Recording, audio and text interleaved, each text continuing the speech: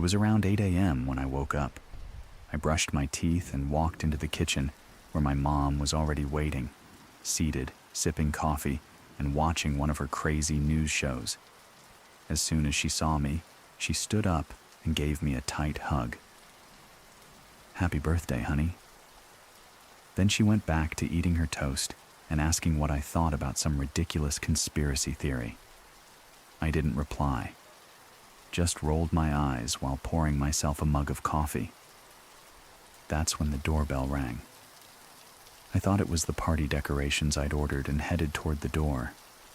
Strangely, the delivery person was already gone, even though I had taken no more than 10 seconds to reach the handle. On the porch, lying on the doormat, was a letter envelope. Paper, but clearly containing something inside. Curious, I picked it up and opened it. Inside was a small scrap of paper, like a torn-off page, and a slender black object I couldn't immediately identify. I pulled out the note first. In messy handwriting it read, "Big day today, baby." A chill shot down my spine as I read those words. It sounded a lot like him. Could this be Father? Was all I could think, and for a few seconds, I stood there, frozen.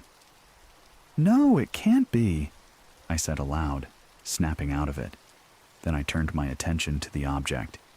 It didn't look like anything familiar. I gently pulled it out, feeling its softness and inspecting it carefully. But I soon dropped it and screamed when I realized what it was. A finger. It looked like a pinky, blackened with rot, nail missing, the smell unbearable. "Do you want to cancel it?" my mother asked as the police officers left our house. "The party, you know." "No, I don't," I replied, slightly annoyed by the question. This was supposed to be the first normal birthday I'd had since we escaped his grasp. I'd invited all my co-workers. The cops said they'd keep an eye out for him. They even gave me their personal numbers. I reassured her, though it didn't seem to help. She sat at the table with her hands covering her mouth, anxious. It reminded me of those nights she used to wait for him to come home after hours at the bar, just to find out what kind of punishment he'd decide to unleash. "Besides," I added, "we don't even know for sure if it's him." "It's him, honey," she said firmly, eyes drifting off as if lost in a flashback. "We may not know whose finger that was, but you know damn well why it's a finger." I saw tears start to form in her eyes and walked over. "Even if it is him," I said, placing my hands gently on her shoulders, "the police will catch him." I don't know if she believed me or not, but she stood up and quietly went to her room. It was almost noon now, and I decided to start setting up our living room for my birthday party later that evening. I did everything while trying to push the incident out of my mind. But a voice kept echoing in my head. Will we ever be free from him? The rest of the afternoon went by smoothly. Snacks and drinks were on point. The tacky decorations I had ordered from Amazon finally arrived. I took a long, hot shower and got dressed to welcome the first guests.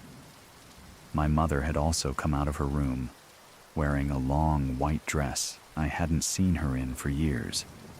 The last time she wore something like that, it hadn't ended well with Dad. My two closest friends were among the first to arrive, and I couldn't resist pulling them aside to explain what was going on. "Oh my God, Maria," one of them gasped, shaken. "Do you think he's watching you or something?" "I don't know," I replied. "But I've been texting the officer all afternoon. They're patrolling the neighborhood. They've been looking for him for a long time now." "But why a finger?" the other asked, intrigued. I didn't answer. I just turned and looked over at my mother, who was seated, chatting with a friend. My friends followed my gaze and understood immediately. My mother was holding her beer glass with her right hand, and it was missing a finger, her pinky. The first time she tried to leave him, she packed everything in a suitcase while he was at work and we drove away. I began, trying not to let the wave of emotion take over. He found us at some crappy roadside motel and cut her finger off as punishment. My friends went silent, eyes wide in disbelief. Jonathan should be here with the cake any minute, I said suddenly, shifting tone, taking a sip of wine, trying to steer the mood back toward normalcy.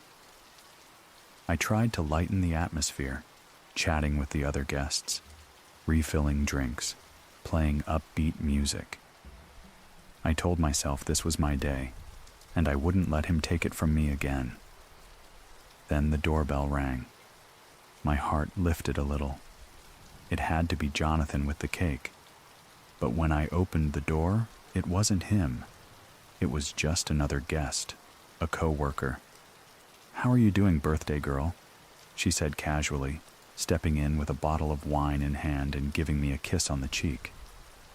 "By the way, I found this lying on the ground in front of your door," she said, while handing me a plain envelope. "Thought it might be important." My hands were steady, but inside, everything went cold. I took the envelope, nodding as if it were nothing. It was similar to the last one. It was another ripped piece of paper, the same messy handwriting. Thankfully, no finger this time. The message read, "Your present is coming, baby." I forced a smile for the guests, trying not to alarm anyone. "Excuse me for a moment," I said softly and slipped away to my room. Once inside, I closed the door and grabbed my phone. My hands were shaking as I texted the police officer, asking if someone could check my house now, just to be sure. Then I called Jonathan. He didn't pick up. Panic began to creep in. He was meant to pick up my birthday cake, and I hadn't heard a word from him all day. Something felt off. A soft knock on the door made me flinch. It was my mom. "You all right?" she asked gently. I nodded, though my trembling hands said otherwise. Without speaking, I handed her the envelope. She read the note inside and went quiet. Her gaze drifted into the distance, her expression hollow. "He'll only stop when I'm dead," she murmured, before breaking down in tears. I rushed to her and held her tight as she wept in my arms. We were interrupted, though, by a voice calling out from the door, "Hey, Maria, the cake is here." I jolted upright. Jonathan must be here. "Let's go, Mom." I hurried out, heart pounding, only to find the guests looking at each other, confused. "We heard the doorbell," one of my friends said, "and we opened it, but there was just this box sitting on the doormat. I guess someone just left it here." At the front door, a cake box was lying there on the floor, white, sealed, with the bakery's logo printed on top. I grabbed it and set it on the kitchen counter, only to feel something wet on my fingers. A drop, thick and dark red. The silence took over the room. I could feel every gaze on me as I carefully untied the bow and opened the box. I felt sick to my stomach, wondering what was inside. And as you can imagine, there wasn't a cake. There was a face, a head, freshly severed, the color still vivid, eyes closed, mouth slightly open. It was a head I recognized instantly, the one that had haunted our daily lives with fear for so long. My father's, and stapled to his forehead, the same kind of torn paper as before, with the same crooked handwriting. It read, "Happy birthday, Maria.